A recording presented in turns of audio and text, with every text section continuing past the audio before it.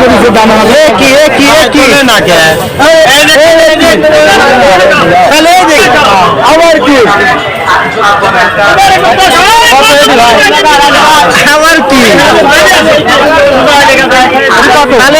খালে দিক ভাইরা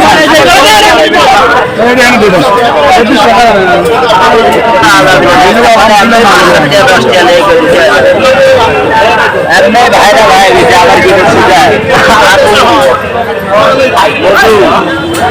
আবার কি খালে দেখ